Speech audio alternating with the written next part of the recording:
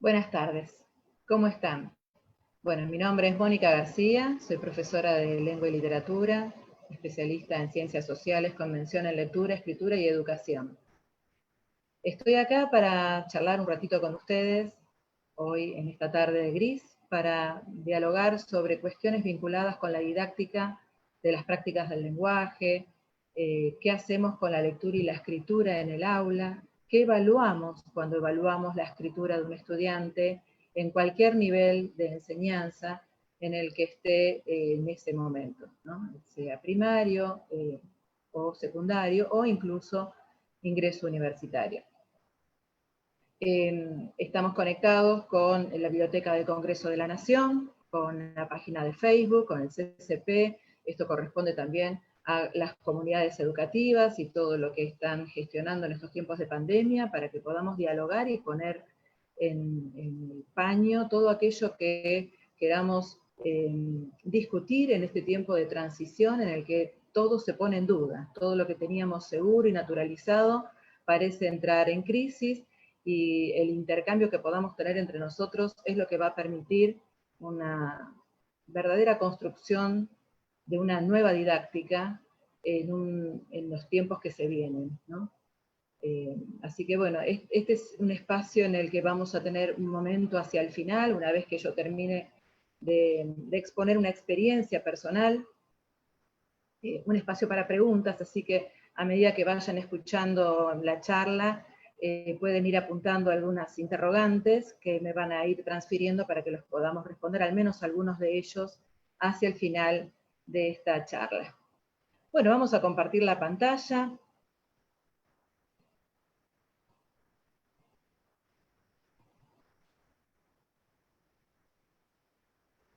Bien. Como decíamos recién, esto se trata de lectura, escritura y evaluación, que es un tema, una relación en esta tríada que me parece sumamente interesante porque considero, muy humildemente desde mi lugar, que es un tema no resuelto antes de la pandemia.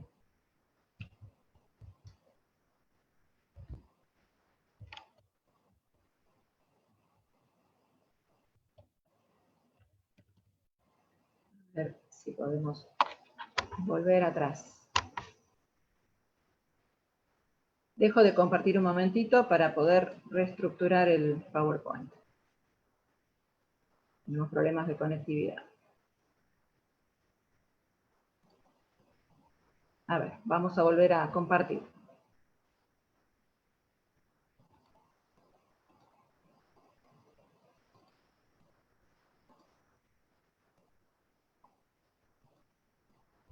A ver si ahora lo podemos hacer. Ahí vamos. Bueno, la enseñanza de las prácticas del lenguaje plantea desde el diseño curricular, sobre todo en la provincia de Buenos Aires, una mirada epistemológica totalmente diferente de la que veníamos manteniendo previo a los cambios de los diseños curriculares. Pretende la enseñanza no de la lengua y la literatura, sino de las prácticas del lenguaje, lo que implica un cambio trascendental desde el punto de vista epistemológico. La reflexión sobre el lenguaje implica entonces acompañar al estudiante tanto en las actividades de lectura como en las de escritura en torno a cómo se usa el lenguaje en determinadas prácticas, qué particularidades tiene. Reflexionamos a partir de la lectura y de ahí vamos hacia la escritura. La gramática y la ortografía pasan a ser puntos de llegada y no puntos de partida. No se enseña la gramática en sí misma, sino el lenguaje en uso y sus particularidades en cada uno de los ámbitos en los que se desarrolla el individuo. Ahora, la pregunta es, ¿cómo hacemos para lograr una evaluación formativa de esas prácticas del lenguaje que el estudiante está aprendiendo, de las que está tratando de apropiarse, en un momento de transición, pero además que implique una evaluación formativa, es decir, donde el estudiante pueda ser partícipe de su propio aprendizaje, pueda reflexionar sobre él, pueda ser consciente de los procesos que lleva a cabo cuando aprende, en este caso, a escribir para determinados ámbitos, en determinados géneros que circulan ya sea en el ámbito de la literatura, de la formación del estudiante o de la formación del ciudadano. Por eso me planteaba algunas preguntas iniciales para empezar a discutir este tema, ¿no? ¿Cómo generar la reflexión sobre el lenguaje sin caer en el estructuralismo, es decir, en la gramática abstracta, en simplemente la normativa, ¿no? Sin reflexión de por medio, sin enseñar análisis sintáctico de oraciones sueltas, sin analizar clases de palabras de manera descontextualizada, fuera del enunciado? ¿Cómo hacemos para generar esa reflexión? Cosa que nos venimos preguntando desde hace ya unos años, cuando las prácticas del lenguaje se pusieron como objeto de estudio en la escuela. ¿Qué evaluamos cuando corregimos un escrito de nuestros estudiantes? Evaluamos lo microtextual, lo microestructural, es decir, las cuestiones gramaticales, sintácticas, ortográficas. Evaluamos algo que va más allá de eso. Si evaluamos solamente las cuestiones gramaticales, ortográficas, del sistema lingüístico, el estudiante logra comprender cómo eso se incorpora en una práctica del lenguaje concreta, y por qué determinados modos de escribir son adecuados para un entorno y no para otro. Otra pregunta: ¿nuestros modos de intervención garantizan una evaluación formativa? ¿Nuestros modos de intervenir a la hora de corregir un trabajo escrito están en orden o atienden o están orientados hacia esa evaluación formativa consciente, donde el estudiante pueda razonar y explicarse qué fue lo que hizo cuando hizo lo que hizo? ¿Qué nuevos desafíos nos impone este aislamiento social preventivo y obligatorio? Es decir, todas estas preguntas, estas tres primeras preguntas que yo planteo aquí, ya no tenían respuestas muy concretas o muy elaboradas antes de la pandemia. Ante este momento en el que el aislamiento social preventivo y obligatorio es el que está determinando la didáctica en construcción que en este momento estamos llevando a cabo, el desafío parece aún mayor. ¿Cómo pensamos nuestras prácticas en la nueva normalidad, cuando volvamos al aula, si es que lo hacemos definitivamente o en la forma de aula burbuja, como aparentemente parece significar las decisiones que vienen políticas de aquí en más, ¿no? Bueno, yo tuve que hacer un recorte para poder tratar de encontrar algunas respuestas o por lo menos algunas conjeturas ante estas preguntas, que obedece a una experiencia de lectura y escritura que llevo a cabo con estudiantes que recién egresan de la escuela secundaria, pero que tienen las mismas características de los estudiantes de la escuela secundaria. Sin embargo, esto que vamos a ver y a analizar es totalmente aplicable a cualquier nivel educativo, ¿no? Bueno, como dicen los diseños curriculares, la lectura se entiende entonces como un proceso por medio del cual el estudiante se apropia de un contenido nuevo en un proceso de lectura, de inferencias, de elaboración de conjeturas acerca del texto, de predicciones que trata de confirmar. Partimos del uso, de la lengua en uso en esa práctica del texto que estamos leyendo, sea este del género que sea. Ese uso puede corresponder al ámbito de la literatura, a la formación del ciudadano, o al ámbito de estudio, es decir, a los textos que tienen que ver con la divulgación científica, artículos de manual, capítulos de manual, artículos de divulgación. Sobre ese texto, esa lectura, se propone una reflexión. De ahí el hecho de que estemos hablando de reflexión sobre el lenguaje, que deriva en una sistematización que nos lleva nuevamente al uso, ¿no? Ese es el proceso que proponen los lineamientos curriculares de los últimos años. Un proceso dividido en estas 4 etapas. Ese nuevo uso al que volvemos podría ser nuevamente la lectura o bien la escritura. Y ahí es donde nos vamos a detener. Obviamente yo no me voy a detener acá en el tipo de reflexión que hacemos cuando leemos literatura, en el tipo de reflexión que hacemos cuando leemos textos de estudio o textos que forman al ciudadano, aquellos que tienen que ver con la construcción de un ciudadano crítico ante problemas que pueden interpelarlo en la sociedad. Vamos a suponer que ese uso, ese nuevo uso al que llega la reflexión sobre el lenguaje es la escritura. La escritura también es concebida como un proceso andamiado, acompañado en esa zona de desarrollo próximo, como diría Vygotsky, hacia el producto que tiene que elaborar el estudiante. Para llevar a cabo ese proceso no hay nada mejor que la metodología de taller, esta metodología de trabajo que implica una interacción permanente entre el estudiante y los estudiantes y él o la docente, y en esa interacción es el docente el que ayuda a reflexionar sobre el escrito, teniendo en cuenta no solamente los aspectos lingüísticos, sino sobre todo los discursivos, y cómo los aspectos lingüísticos, es decir, el lenguaje, entra en diálogo con el género discursivo al que corresponde dentro del ámbito en el que circula ese discurso. Es decir, el ámbito de producción, de circulación y de recepción del escrito determina esos aspectos lingüísticos que son aquellos en los que se tiene que detener específicamente el docente, tratando de que el estudiante llegue al concepto de genericidad, es decir, reconocer cuáles son las características de estilo, de estructura y de contenido temático que hacen que ese texto que tenga que elaborar corresponda a un género determinado y no a otro. Ese proceso de escritura está desglosado en una serie de fases, de etapas, que parten de la planificación, pasan por la escritura, la revisión, la reescritura y la edición. ¿Cómo interviene el docente en esos procesos? ¿No? En la planificación, como en la escritura, como en la revisión, el docente tiene que estar siempre presente. Pensemos en el trabajo en el aula, prepandemia.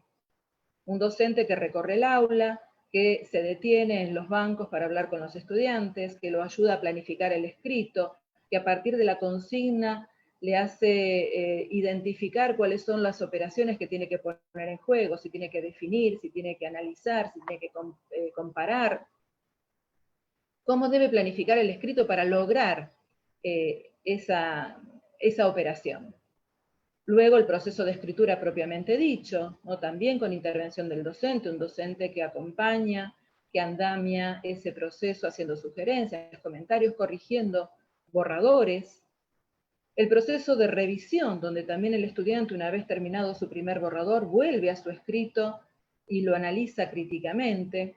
¿Para qué? Para lograr finalmente una reescritura. Una reescritura que le permita recuperar todo el proceso realizado desde una mirada crítica, aportando su propia reflexión sobre aquello que hizo durante el proceso, qué cosas resultaron ser fortalezas, qué aspectos resultaron débiles y debió modificar, y que sea consciente de eso en una nueva producción o reescritura. ¿Qué distintos modos tiene el docente de intervenir en el escrito? Bueno, a partir de un trabajo de investigación que hice dentro de un proyecto, pude identificar a grosso modo en una primera aproximación a un corpus de análisis de varios escritos realizados por varios estudiantes de distintos cursos con distintos docentes. A través de ese análisis, de ese cotejo, pude identificar estos 5 tipos de corrección. Comentarios normativistas, explicativos, interrogativos, reformuladores y comentarios generales con glosas al final del trabajo. Todos ellos basados en el error, ¿no? La mayoría de ellos corrigen el escrito sobre la base del error, no siempre de manera significativa. Vamos a ver algunos ejemplos de ese corpus que estuve analizando. Bueno, aquí tenemos el primer tipo de intervención, que es el más normativista. Un docente que al corregir marca solamente los errores lingüísticos, los que corresponden al sistema. En este caso, errores de tildación, de concordancia, hasta de uso de mayúsculas, de tipeo. Sí, lo que tenemos a la izquierda es la primera presentación del trabajo realizado por el estudiante. Hacia la derecha tenemos la reescritura. Si observamos, este tipo de corrección más normativista no garantiza un nivel de reformulación reflexivo por parte del estudiante. El estudiante lo único que hace es poner las tildes donde no estaban, poner las mayúsculas donde no estaban, y no logra una reformulación que redunde en un proceso más reflexivo, un trabajo más vinculado a lo discursivo. Se queda solamente en el plano de lo normativo. ¿Cuántos de nosotros hemos corregido años solamente cuestiones normativas, ¿no?, del texto? Sobre todo los que fuimos formados en el estructuralismo. El segundo tipo es el de los comentarios explicativos. Acá tenemos un texto en el que el estudiante, en la primera versión que entrega, recibe las correcciones del docente a partir de una serie de preguntas y de explicaciones. Glosas explicativas breves que pretenden lograr que el estudiante reflexione, ¿no? La pregunta abierta parece buscar una respuesta por parte del estudiante. Sin embargo, no siempre se logra una buena reformulación. Es mejor que la anterior, mucho mejor, si podemos observar claramente el estudiante pudo reconstruir partes del texto de manera bastante más completa, reestructurar el escrito, reformular algunos conectores, aunque en algunos casos las preguntas y las explicaciones hechas por el docente no parecen haber sido entendidas del todo por el estudiante, ¿no? Como vemos que todavía en la segunda escritura hay correcciones para realizar. De todas maneras, generó un impacto en la reescritura mucho mejor este tipo de comentarios que el normativista. Los comentarios interrogativos. El docente que corrige haciendo preguntas sobre el texto. Aquí tenemos una primera versión donde el docente pregunta, ¿no? Por ejemplo, en un primer momento pide una contextualización, ya que el estudiante comienza la respuesta de manera directa, sin contextualizar el tema ni el problema, y el docente hace algunas preguntas, ¿no? Cuando dice en los últimos años, no dice dónde, o se refiere al tema y no dice cuál. Si vemos la reformulación, este tipo de preguntas, si bien parecen tener,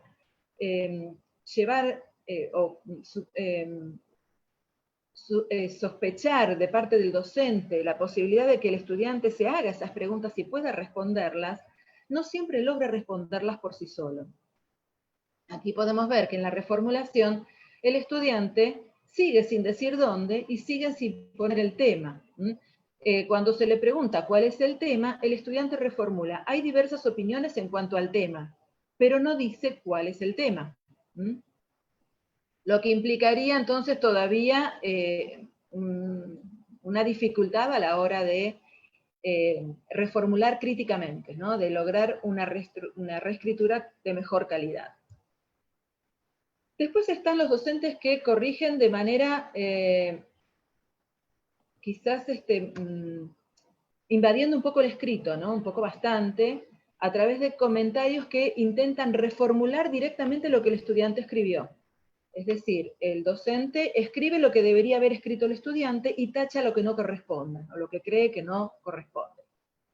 En este caso, ¿qué hizo el estudiante? Simplemente transcribió el texto, es decir, lo reescribió, eliminando las partes que el docente había tachado y pasando en limpio las sugerencias que el docente había escrito como reformulaciones posibles, que el estudiante entendió como las válidas y que directamente reemplazó el color por el negro y consideró que con eso ya estaba.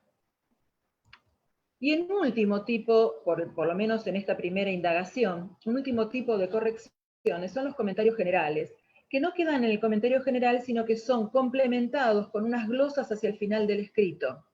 En este caso tenemos una primera versión del escrito, otra vez a la izquierda, donde el docente hace comentarios muy generales, que supone, ahí hay un supuesto, de que el estudiante va a saber qué hacer con eso, ¿no? Por ejemplo, cuando acá le dice completar, o le pone ver borrador. Y hacia el final del escrito hay una glosa que con el que el docente pretende ayudar a acompañar al estudiante en el proceso de corrección, ¿no? También son glosas breves, bastante generales, ¿no? Por ejemplo, le dice, tu trabajo fue muy irregular, ten en cuenta. Presta atención a la puntuación en la transcripción, tu trabajo no responde plenamente a lo acordado, no tuviste en cuenta los borradores corregidos, tu escrito presenta problemas de tildación y redacción, los ejes por autor no son los acordados, la bibliografía está mal citada.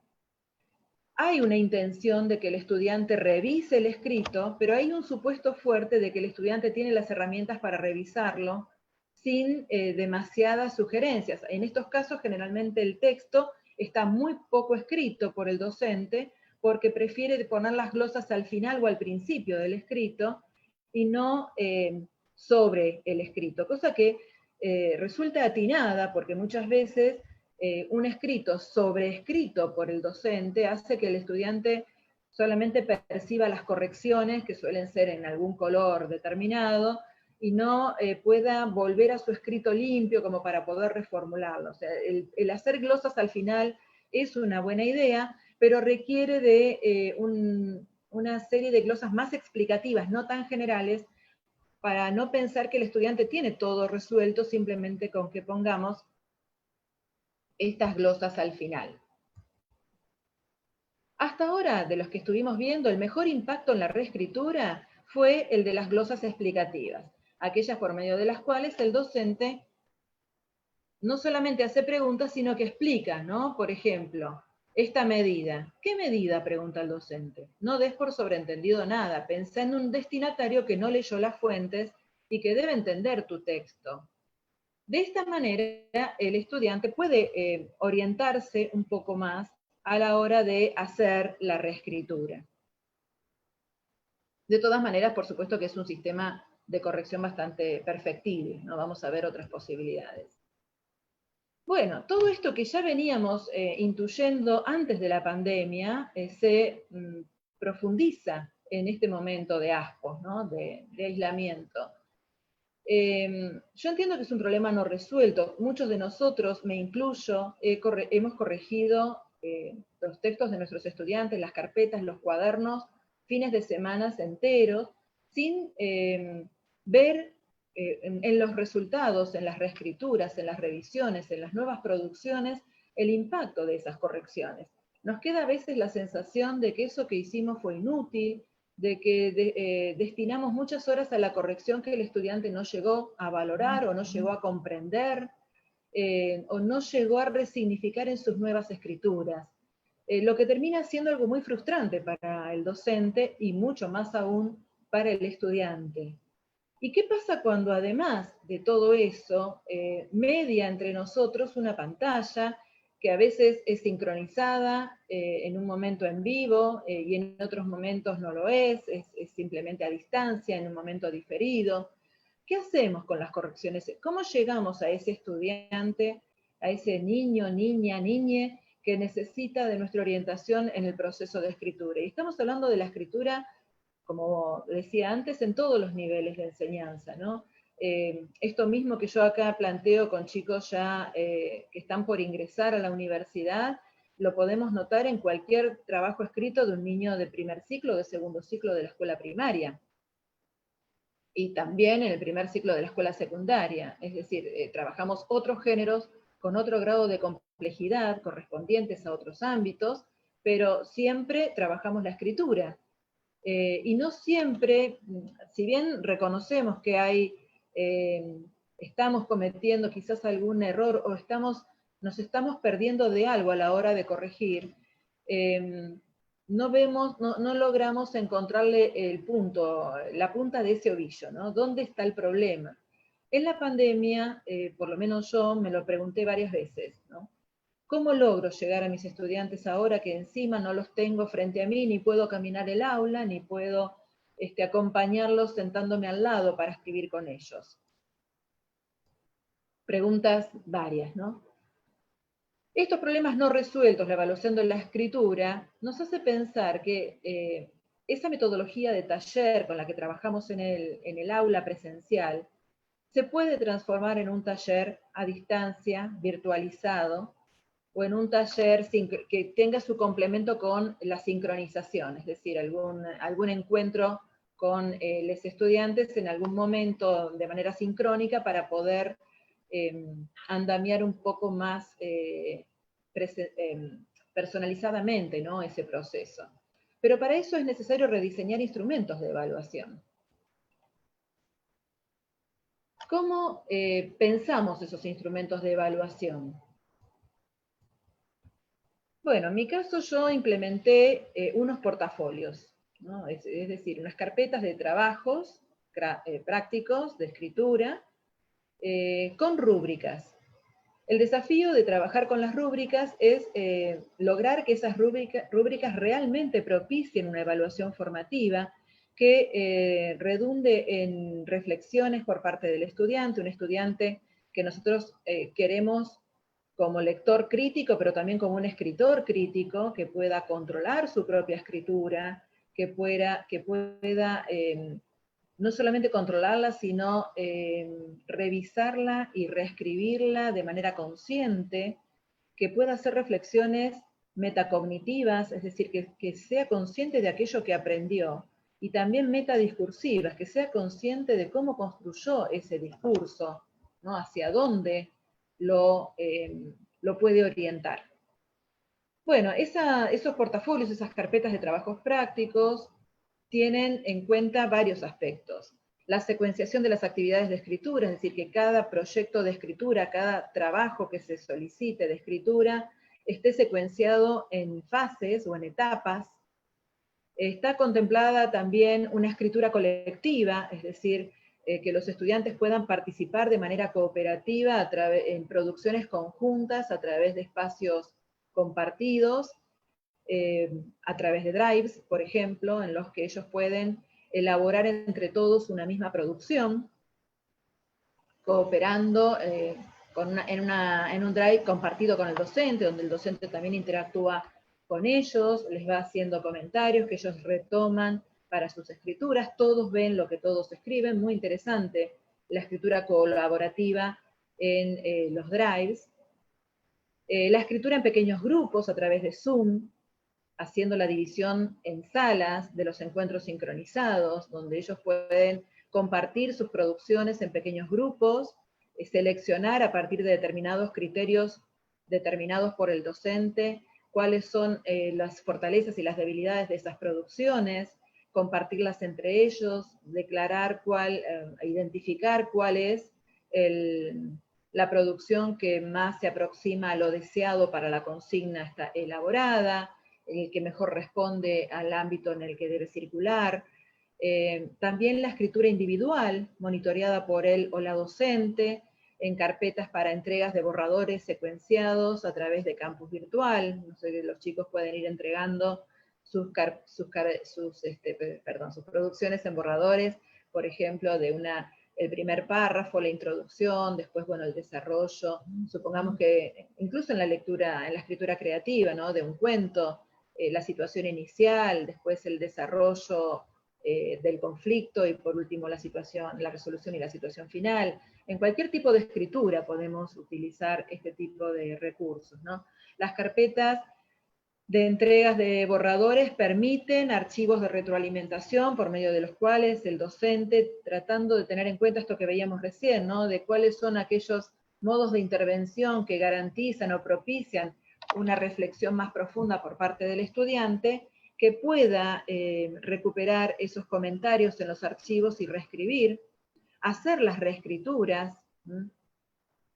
Y en todos los casos, en el portafolio, yo propongo preguntas, luego del proceso de escritura, que los haga conscientes de lo que hicieron, ¿no? Por ejemplo, cuando revisaste tu escrito, ¿tuviste que hacer modificaciones? ¿Qué tipo de modificaciones? ¿Por qué pensás que esas modificaciones fueron necesarias? Ese tipo de preguntas lo ponen al estudiante no solamente en el mero reproductor de un texto que fue corregido y del cual solamente agrega tildes o pone puntos, una revisión del escrito desde una perspectiva mucho más discursiva, más vinculado con una práctica del lenguaje determinada, en un ámbito social determinado que tiene sus propias reglas, y para el cual la estructura y la temática y el estilo discursivo tienen características que debe preservar, ¿no? Hay un límite en las estrategias discursivas y lingüísticas que va a poder utilizar, y ese límite está dado por la práctica misma en la que desarrolla su escrito. De esa manera se puede lograr una evaluación de los aprendizajes por parte del estudiante mucho más significativa. Les voy a mostrar un ejemplo de intervención. Yo les había dado una consigna a mis estudiantes sobre, bueno, como les decía, son chicos que están finalizando el secundario y comenzando la universidad. A partir de la lectura de un texto breve sobre la teoría hipodérmica, tenían que contestar cuáles son las características de la sociedad de masas. Uno de mis estudiantes presentó este primer borrador. Como ustedes pueden observar, aquí no había división en párrafos, las oraciones son muy extensas, hay problemas microestructurales, por ejemplo, coma y empieza con mayúscula, el problema de falta de cohesión, bueno, cuestiones microestructurales y también macroestructurales, ya que no hay una construcción de un discurso independiente, autónomo, ¿no?, de parte de la consigna, sino que empieza, fíjense cómo empieza el texto, justamente la novedad del fenómeno, como suponiendo que hay otra parte del texto que el lector debería conocer y que aquí no está presente. En una primera devolución, ¿no?, yo les devolví por carpeta de retroalimentación a través del campus virtual el texto del estudiante sin tachaduras ni enmiendas, con comentarios que son comentarios explicativos, que tienen preguntas, pero a su vez también pretenden hacerlo reflexionar, ¿no? Por ejemplo, ¿te parece adecuado comenzar con esta palabra? Me refiero al justamente, ¿no? Presupone un enunciador anterior. Recordá que las respuestas tienen que ser textos absolutamente independientes de la consigna y del texto fuente. Otra pregunta. Cuando plantea la hipótesis, ¿no? Yo les digo, ¿quién dice esto? ¿No deberías citar al autor y la fuente? Si no lo haces, quien no haya leído la fuente pensará que es un comentario de tu autoría. Toda tu respuesta es un solo párrafo. La respuesta debería tener una introducción, un desarrollo y un cierre. ¿Cómo podrías representar esos momentos del texto en una división en párrafos? Y además, hacia el final del texto, aquí en celeste, en azul, están mis comentarios, mis glosas al final, que tampoco son glosas generales, ¿no?, sino preguntas orientativas hacia una reflexión mucho más consciente por parte del estudiante, ¿no? Por ejemplo, ¿de qué otros modos podrías expresar las ideas del autor sin traicionarlo, pero sin quedar tan apegado a la fuente? Es decir, sin recortar y pegar información. El texto prácticamente eran fragmentos copiados del original y pegados en un texto nuevo de forma sucesiva, ¿no?, como puede verse claramente. Tus oraciones son muy largas, lo que dificulta la comprensión del texto. ¿Cómo podrías reelaborar el texto haciendo una división en oraciones más cortas, pero conectadas entre sí? Y por último, pongo revisar la tildación y el uso de mayúsculas, en todo tu escrito. De esta manera yo esperaba que el estudiante hiciera una reflexión mucho más personal de su escrito, mucho más crítica, que pudiera ver su escrito desde la mirada de el que lo va a leer y desde el ámbito en el que va a circular. La primera reescritura del estudiante, después de esa corrección del portafolio, fue la que tenemos aquí en la pantalla. Como pueden ver, ya divide en párrafos, hace una introducción, a continuación se explicarán cuáles son las características de la sociedad de masas expuestas por Wolff, cita al autor, cita la fuente, delega la responsabilidad enunciativa en el autor y cierra el texto con un conector adecuado y hasta pone la fuente al final. Si bien es un texto que todavía presenta algunos problemas, son muchos menores esas dificultades que las que presentaba la primera versión. Lo que da cuenta de una reflexión discursiva más que normativa del texto, ¿no? Donde pudo ver cómo presentar el tema, cómo desarrollarlo y cómo cerrarlo, pensando en un lector que no leyó la fuente, con un texto autónomo, que no deriva, no es una continuación de la consigna y tampoco requiere la lectura de la fuente. Bueno, acá yo les planteaba algunas, les quería mostrar una foto de la rúbrica que utilicé. La rúbrica la clave es el diseño de la rúbrica, ¿no? ¿Cómo pienso la rúbrica como docente? ¿Qué quiero evaluar? En el portafolio, algo que no comenté, figura no solamente las consignas de escritura que tiene que llevar a cabo el estudiante, sino también el tema que va a desarrollar, los criterios, los contenidos que se van a poner en juego, los criterios de evaluación, es decir, qué cosas se van a considerar para evaluar ese escrito. Y esos criterios de evaluación son los que aparecen aquí como aspectos a considerar. El estudiante, cuando se va a poner a escribir, ya sabe cuáles son los aspectos que el docente va a tener en cuenta a la hora de evaluar ese escrito. Y en la rúbrica aparecen grillados a partir de una secuenciación de su grado más óptimo, regular y no adecuado de la resolución del trabajo. A lo que además se complementan observaciones del docente que le van indicando cuáles son los aspectos que tiene que tener en cuenta, ¿no? A manera de orientación. Esta rúbrica se entregó en el mismo archivo de retroalimentación a donde estaban los comentarios anteriores.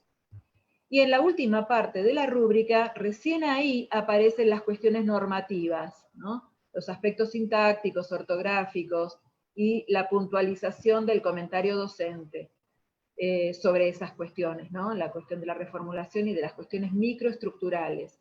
Siempre dar prioridad a la cuestión macroestructural, es decir, aquello que el estudiante tiene que tener en cuenta para producir un texto adecuado que circule en un ámbito adecuado para una práctica del lenguaje determinada en ese ámbito, ¿no? Desde el concepto de género discursivo. Otros modos de intervención, decíamos entonces, la rúbrica puede llegar a ser otro modo. ¿Qué ventajas tiene? Bueno, que transparenta los criterios mediante los cuales el trabajo va a ser aprobado, qué aspectos van a ser considerados a la hora de su corrección, ¿no? Qué aspectos son pertinentes para tener en cuenta en la producción y, por supuesto, en su correlativa evaluación. Permite la autoevaluación del estudiante, que puede monitorear las distintas versiones de su trabajo en función de los criterios que explican y explicitan en la grilla. Esos criterios que se explicitan en la grilla, el estudiante los tiene que conocer. Por ende, requiere también de parte del docente un trabajo con el estudiante para que sepa leer lo que el docente le ha puesto, ¿no? Que esos comentarios que el docente le ha puesto tiene que poder comprenderlos con claridad para que redunde en una buena reescritura. Contempla un espacio para la reflexión metadiscursiva y la coevaluación, es decir, la evaluación con otros, ambas muy importantes en la adquisición de prácticas de lectura y escritura a las que no están habituados los estudiantes. ¿Cuál es la dificultad que presenta este tipo de evaluación? Bueno, justamente que la rúbrica implica un aprendizaje, no solamente por parte del estudiante que tiene que saber leerla, sino por parte del docente que tiene que poder diseñarla de manera clara, pertinente, adecuada, clara para el estudiante, que se comprenda, que se construya con ellos también, ¿no? Las rúbricas se pueden construir con los estudiantes para que el espacio de la evaluación también sea co-construido. Son más las ventajas que las dificultades. Volvemos a las preguntas iniciales, entonces, las que nos habíamos planteado en un principio. ¿Cómo generar la reflexión sobre el lenguaje sin caer en el estructuralismo? Bueno, empezando por el uso del lenguaje, ya sea en la literatura, en la formación del estudiante o en la formación del ciudadano, partir de aquellas estructuras lingüísticas, clases de palabra, campo semántico, que sea pertinente trabajar en esa práctica exclusivamente. Nada de, bueno, identifique los sustantivos que hay en esta poesía, por ejemplo, ¿no? El tipo de consignas que hemos visto no solamente en algunas clases, sino también en manuales escolares, ¿no? A veces ese tipo de consigna descontextualizada, meramente gramatical, que empieza y termina en la gramática, pero que no lleva a ningún tipo de reflexión sobre la lengua en uso, sobre ese lenguaje determinado para un ámbito determinado. Partiendo del uso y no de la regla. A la regla llegamos entre todos, ¿no? Se construyen las reglas con los estudiantes. A partir de la observación y del trabajo interactivo y reflexivo con el docente que orienta, que guía, pero el que construye es el estudiante. ¿Qué evaluamos cuando corregimos un escrito de nuestros estudiantes? Tratemos de evaluar cuestiones discursivas, es decir, una vez que ya tenemos en claro qué tipo de texto vamos a construir, dentro de qué ámbito va a circular, quiénes lo producen, a quiénes va dirigido, con qué intenciones, qué estructura tiene ese escrito, cuál es el estilo verbal de ese escrito, bueno, eso es lo que tenemos que evaluar. Después, la cuestión normativa, correctiva, es un desencadenante de eso y se va puliendo a lo largo de las producciones, pero no podemos partir de allí.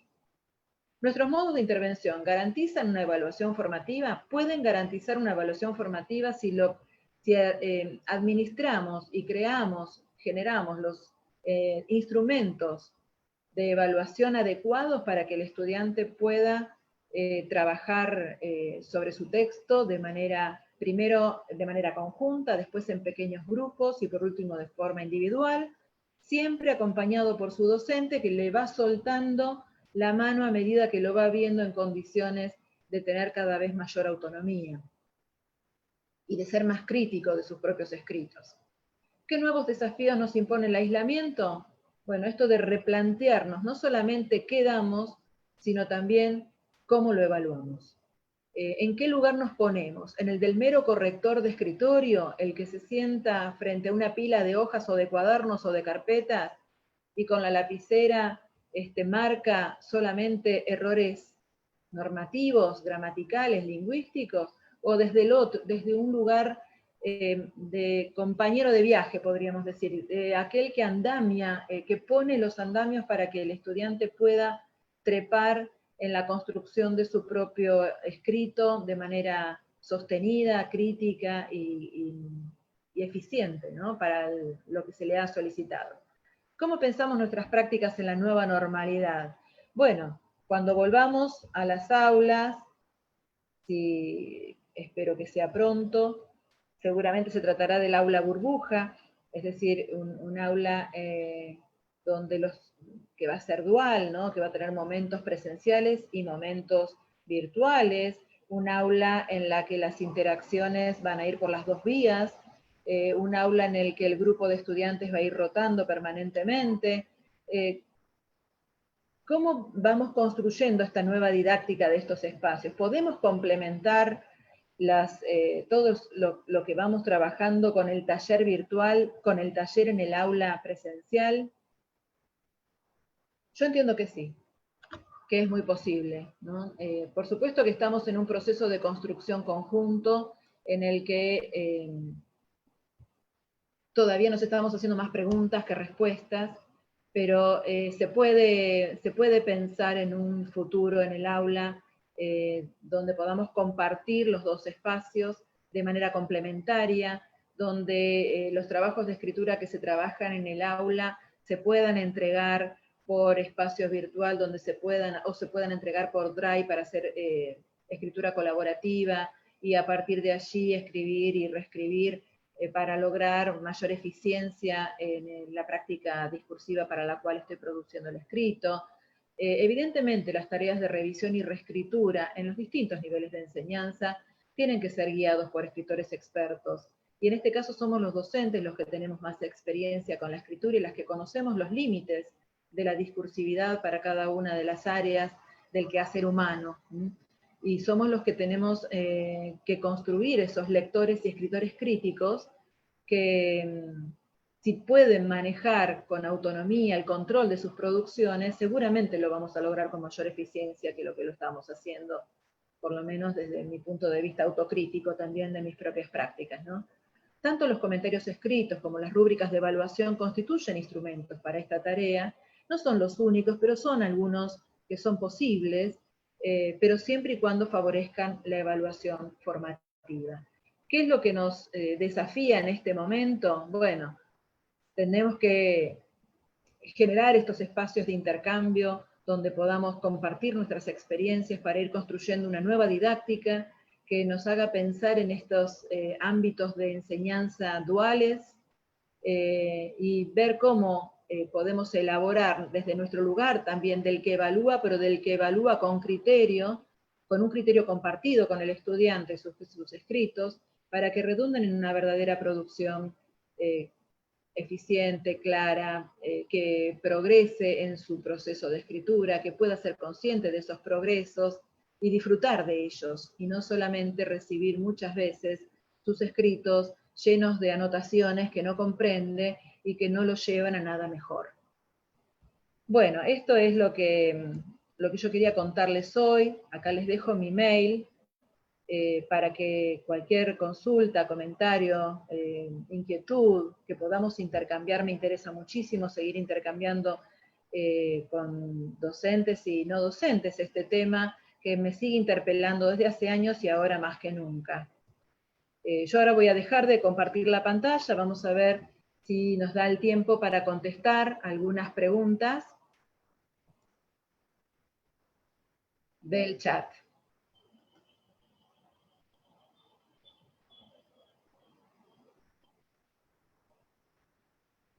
Claro, acá Silvia Nogueira dice, un inconveniente es el tiempo que cada docente puede dedicar a cada estudiante o grupo de estudiantes.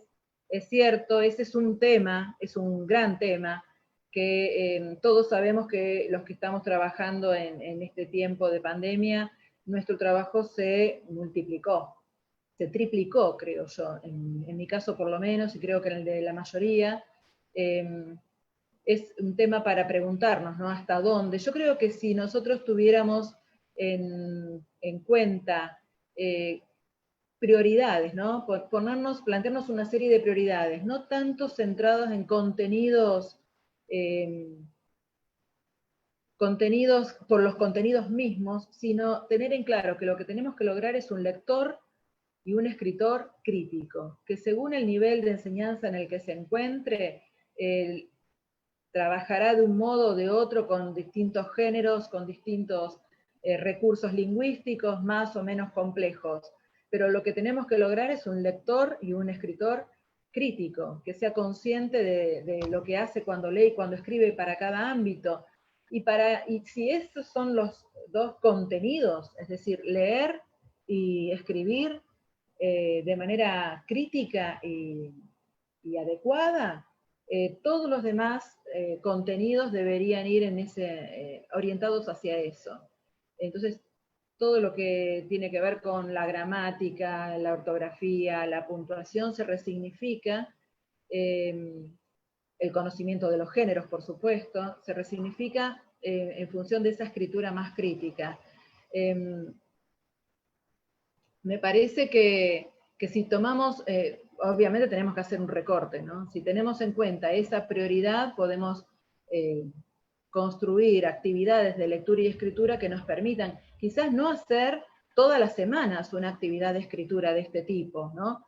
Yo les decía, hacer una actividad de escritura en proceso, pautado, secuenciado en momentos, un mismo escrito, un mismo trabajo, nos puede llevar por ahí 3 semanas.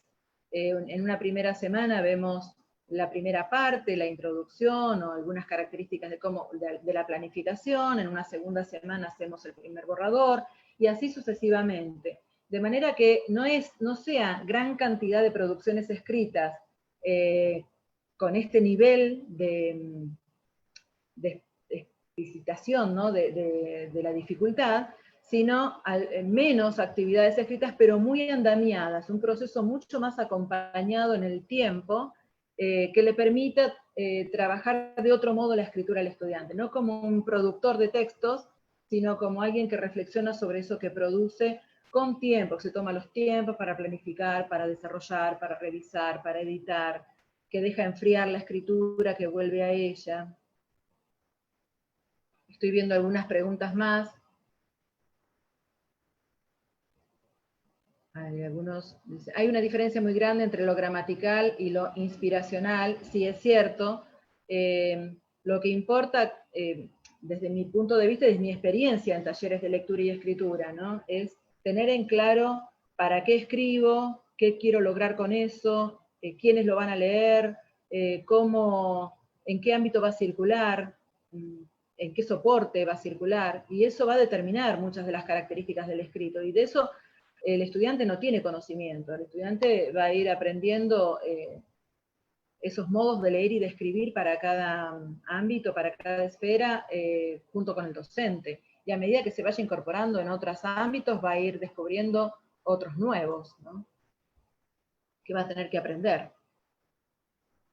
Bueno, hay gente conectada desde muchos lugares, les agradezco que estén ahí escuchando y participando con preguntas. Sí, el tema de la tecnología, muchos alumnos para acceder a la tecnología. Ese es un tema que a mí me interpeló mucho en esta pandemia, porque trabajo en instituciones públicas con estudiantes que viven en zonas de alto riesgo social, y uno piensa siempre la educación pública como aquella que tiene la obligación de garantizar la igualdad de oportunidades, y en estos tiempos la pandemia me parece que lo único que hizo fue exaltar aún más esas diferencias sociales, ¿no? Y marcarlas, y el grado de conectividad o no conectividad de los estudiantes determina cómo seguir. Por eso es importante matizar las actividades, que no todas sean sincronizadas, que el estudiante pueda recuperar lo que es. Yo, por ejemplo, cuando hago alguna clase sincronizada sobre el taller de escritura, grabo la clase y se las pongo a disposición de los estudiantes para que cuando puedan, si no pudieron conectarse en el momento, puedan recuperar la devolución que se hizo sobre los trabajos. Envío audios de WhatsApp también con comentarios sobre los escritos a los estudiantes. Trato de buscar otros recursos, ¿no? Los estudiantes trato de que ellos estén todos unidos por grupos de WhatsApp, y las intervenciones que no podamos hacer por la computadora las hacen vía WhatsApp. El Drive compartido es también un tema que requiere de que el estudiante tenga conectividad, en algún momento por lo menos, si no puede trabajar en un archivo de Word y cuando pueda subirlo lo pega en el Drive. La brecha social y la brecha tecnológica en este tiempo de pandemia han ido de la mano, ¿no? En la universidad, por ejemplo, en la universidad pública hemos encontrado recursos tecnológicos que a los estudiantes no les consumen datos. Entonces, tratamos de usar esas formas de conexión para que ellos puedan conectarse sin costos. También tenemos unos repositorios donde podemos subir todo el material bibliográfico, de lectura, los videos explicativos. Utilizo mucho Loom también para grabar videos explicativos, incluso sobre las producciones escritas, y después los cuelgo o les mando el enlace y ellos lo pueden ver, aunque no se hayan podido conectar. Entonces, que no todo pase por la sincronizada, justamente para tener en cuenta esto de la conectividad. En cuanto a la escritura creativa, por supuesto, esto mismo que yo planteo para la escritura en general, está pensado también desde la escritura creativa cuando hacemos reflexión sobre el lenguaje en torno a la literatura. No solamente leen textos literarios, sino que muchas veces esa lectura termina en una producción de un texto literario que tenga características similares al género leído, un cuento de terror, o un cuento fantástico, un cuento maravilloso, cambiar el personaje. Bueno, eso se puede trabajar del mismo modo, haciendo con ellos primero una lectura conjunta de uno o dos cuentos, como lo hacemos en el aula, ¿no? También podemos colgarles a ellos una narración oral hecha por nosotros mismos sobre algún cuento, que ellos puedan después tener un encuentro para discutir cuestiones de género, ¿no? De aquellas características que hemos visto en el cuento, cómo se presenta el ambiente, el lugar, el espacio, los personajes, lo mismo que planteamos en el aula, y a partir de allí generar las consignas de escritura de manera pautada también, construir los personajes, después construir el ambiente, ir revisando esos borradores de manera conjunta, de manera en pequeños grupos también. Zoom tiene esta posibilidad de armar aulas, de armar salas, lo llama Zoom, de armar pequeñas salas durante la clase y ellos pueden trabajar en pequeños grupos. Eso les da una intimidad que generalmente les permite interactuar de un modo mucho más dinámico y más libre que el salón de clases inclusive, ¿no? Porque ahí están ellos 4, yo generalmente hago grupos de 4, ellos 4 solos mostrando sus producciones, compartiendo su pantalla y viendo sus escritos, y el docente entra a la sala, sale cuando los estudiantes lo requieren. Muy interesante ese trabajo, porque cuando volvemos a la sala general, todos vienen muy contentos con las producciones que han leído, han interactuado muchísimo más. Es muy rica esa experiencia también.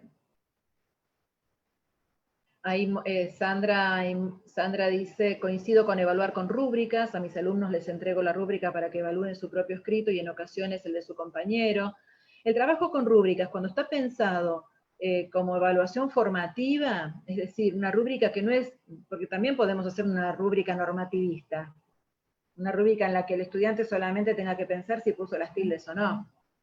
El diseño de la rúbrica tiene que apuntar a esa reflexión, a ese grado de reflexión mucho más profundo, en el que no solamente puede revisar sus propios escritos, sino también los de su compañero, y hacerse partícipe de esa corrección, ¿no? Según el efecto que se quiera lograr. Por allá Alejandra dice, me tomé un tiempo para la escritura colaborativa, me resultó muy lindo, usé varias plataformas, por supuesto armé mesas de consulta. Bueno, hay muchos recursos que hay que empezar a indagar, ¿no? La verdad es que todos hemos aprendido mucho en este tiempo de aislamiento sobre recursos tecnológicos puestos al servicio de la didáctica y de la enseñanza. Seguramente nos quedará mucho más por aprender, pero hay muchas herramientas y recursos tecnológicos que permiten un trabajo muy interactivo, muy creativo, muy dinámico, y con los que los estudiantes, y acá voy a comentar algo también de la experiencia personal, uno piensa que los centennials, tienen un gran manejo de los entornos virtuales y de la tecnología, y seguramente sí lo tienen, pero no con fines educativos. Entonces nos encontramos allí con otra cuestión que es, bueno, el docente tiene que aprender primero y enseñar después cómo manejar esa tecnología al servicio de la educación. Yo me he encontrado, por ejemplo, con estudiantes centennials que no sabían, por ejemplo, y por supuesto que no tienen por qué saberlo, porque no es un ámbito que conozcan, donde ellos tenían que subir una actividad, no sabían cómo subir una actividad al campus, dónde encontrar el archivo de retroalimentación, cómo participar de un foro. El trabajo con los foros es muy interesante también con estudiantes, porque ahí podemos interactuar y todos vemos lo que todos los demás escriben, hacer chats con ellos sobre el trabajo con un texto en particular, ¿no? Mientras, así como estoy ahora dialogando con ustedes, que los chicos en el chat pueden ir escribiendo sus apreciaciones, sus comentarios. Muy interesante ese trabajo, pero hay que enseñar, ¿no? Que son otras finalidades que los chicos no han frecuentado y que por ende, para nuestra sorpresa, quizá cuando empiezan a indagar en las herramientas que tienen los espacios virtuales, se encuentran haciendo agua, desorientados, no saben por dónde entrar, a dónde recurrir. Marcelo Tripar, hola, ¿qué tal Marcelo? ¿Cómo estás?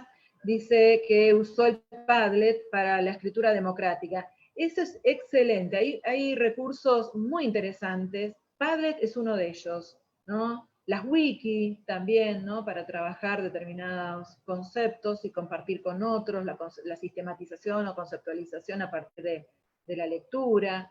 En el Padlet se pueden hacer muchas cosas, ¿no? Desde colgar sus propios comentarios como si fuera un corcho, donde van a ir pinchando sus comentarios, sus pequeñas producciones, sus presentaciones personales,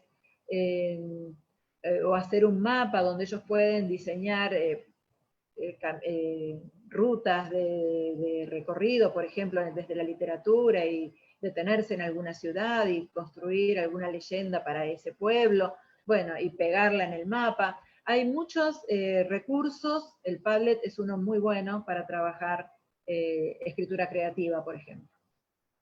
Para compartir incluso dibujos, ¿no? Que complementen formas de representación distintas respecto de temas, sentimientos, emociones, pensamientos, ideas, argumentos, ya pensando en los chicos más grandes, ¿no? Posicionamiento frente a temas, diversidad de género,